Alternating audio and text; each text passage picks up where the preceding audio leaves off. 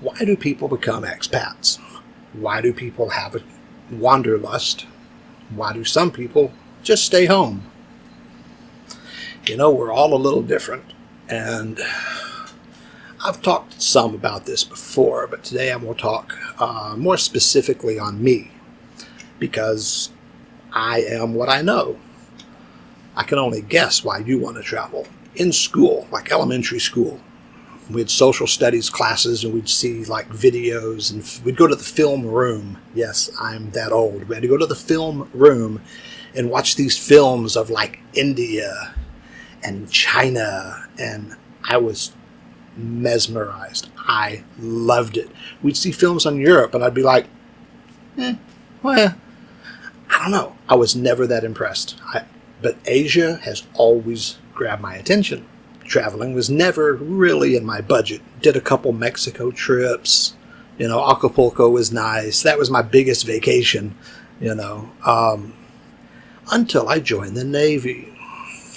All the branches of the service promise that you will see the world. The Navy delivers in abundance. What you won't see is your family. Oh man, we were gone a lot. But back when I was in late 80s, early 90s, Bush 41, Gulf War era time, this was back in the oldie-timey days. We did not have internet. We did not have digital cameras. A full 25% of my locker was for cassettes, because if I wanted music, I needed the right music. One little iPod or a phone holds way more than I ever carried with me.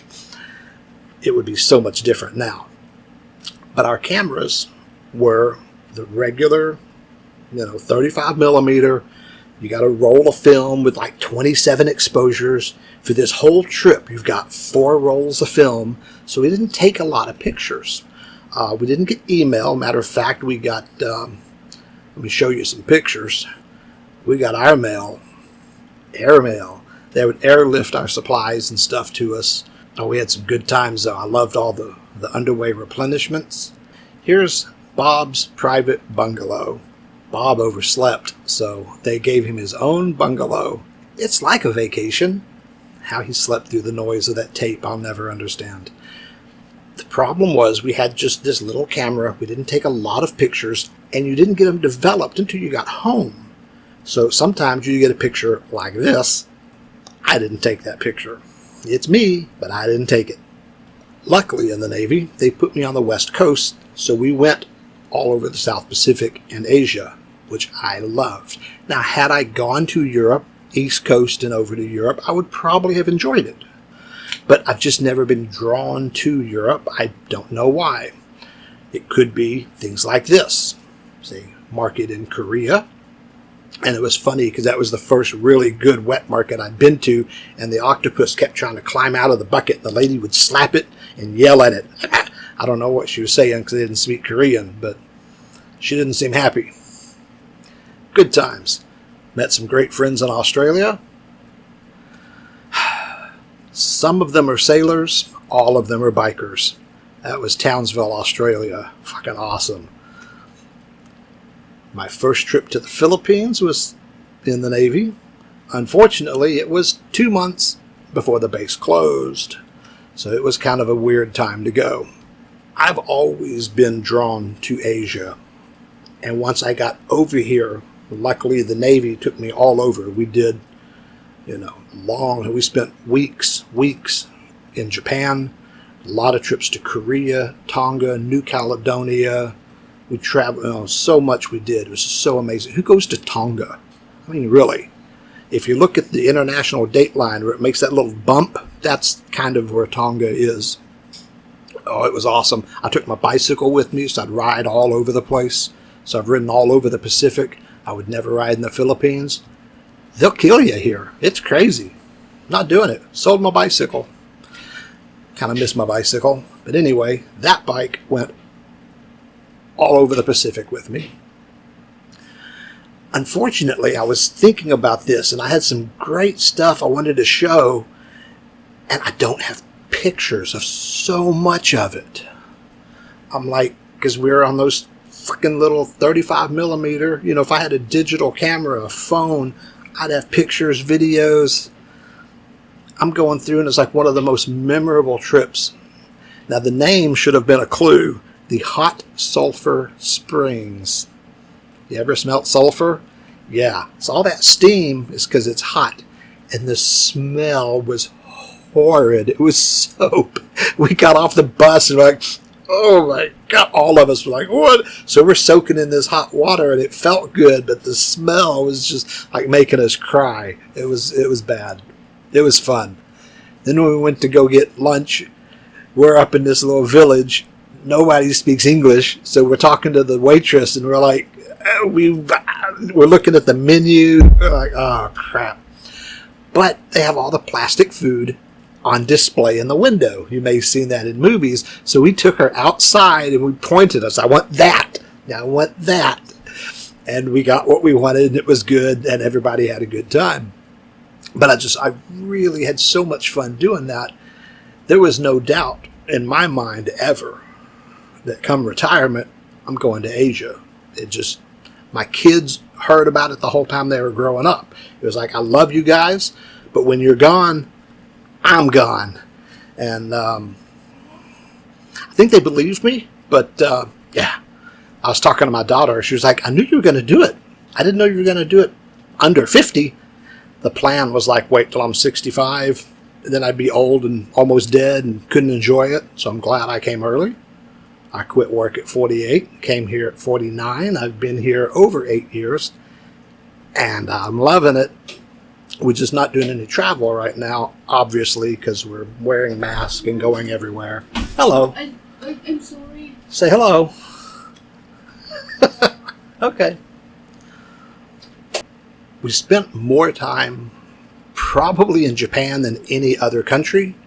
We'd go into port and we'd stay for weeks sometimes. It was awesome. So I have more pictures of Japan than any other port we went to. And we would just go out, and it would just be so much fun. Korea was all about shopping. Philippines was all about making new friends. Japan was sightseeing more than anything. We'd just go wander and look. And of course, at that time, the exchange rate was horrible. Spent the whole day at Disneyland Tokyo. The only thing I could afford to buy was this little Mickey Mouse pillow, and that like wiped out the bank. That thing was so crazy expensive. We took peanut butter and jelly sandwiches with us. We bought one Coke each the entire day because it was so expensive. Not because it was Disney, but because it was Japan. What is it? 1989, 1990, you don't remember the exact year. Rained the entire day. We were soaking wet, and it was coming up on winter, so it was cold. So we got this thick coat, soaking wet. Oh, it was miserable. We had so much fun. It was so great. But we'd go up to, remember the TV show Shogun? I went to that cat's house, man. He's got like a big castle, Japanese looking castle. We saw his tombstone. We had some cool tours. So they really hooked me into the travel. And I've always wanted to travel. The Navy gave it to me. And with a lot of people, that was enough. They went, they had fun. They go, wow, that was great. And now they're back home. For me, it was just a taste. It was like, it was like the crack dealer. Here, the first one's free. Oh, the Navy took me around and said, look at all this. And so the rest of my life, I was like, I got to get back out there. So I was doing a lot of traveling. Once I got in a position at work, it was an okay government job. Crappy pay, good benefits. I had a whole month off every year for vacation. So I would take, if they gave me a 3-day, 4-day weekend, I'd add a couple of days and end up with a whole week. So I was taking 3 or 4 vacations a year. Now, most of them were local. I did a lot of camping and hiking in Texas, a lot of trips to Mexico. It was faster and easier to fly to San Diego and cross into Tijuana because it's an 8-hour drive from Dallas to the border. And that was crap. Where am I going to go? Nuevo Laredo? Matamoros? Not when you got Tijuana. So I would, for a long weekend, I would fly to San Diego and just cross the border, spend the weekend in Mexico. A lot of trips to Cozumel, Cancun, things like that. But the Asian trips didn't come till much later. I had to have more money, and the kids had to be gone because I couldn't afford to bring them and me. And it did not take long. I came back over here, looked around.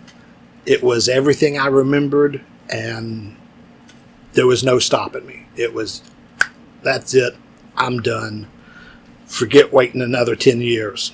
I figured out the money, said it'll be tight, but doable. And came straight over here. I was 49 when I got here. I have no regrets. Missed the kids, missed the grandkids. They weren't born yet. But as far as work, money, any of that, no regrets. It's something that if you're driven to it, you will do it. A lot of people talk about it, think about it, dream of it, may never do it. And that's fine. But there are some of us that it's like, it's got to be, we're doing it now, right now, get over there, stay forever. And I'm glad I did. I really enjoy it. I have a wanderlust. I don't have a comfort zone. I think that's what helps. I get comfortable and I get in a rut anywhere I am because I'm basically kind of a hangout, lazy kind of guy. But it's easy for me to get out and mix with any other group, any culture, any whatever. I fit in nowhere and everywhere, sort of. So I do fine here. I come out, go wander around, do my thing, enjoy it, meet people, travel. I can go up in the mountains. I can, anywhere I go, any country I go, I'm comfortable and I fit in. And I just love to explore, meet new people, have new experiences. To me, that's just what it's all about, man. Got to use Anthony Bourdain as my goal. That's the job. If they would pay me to travel around eating and drinking, dude, that's it. But until then, enjoy your day in paradise. This ain't bad.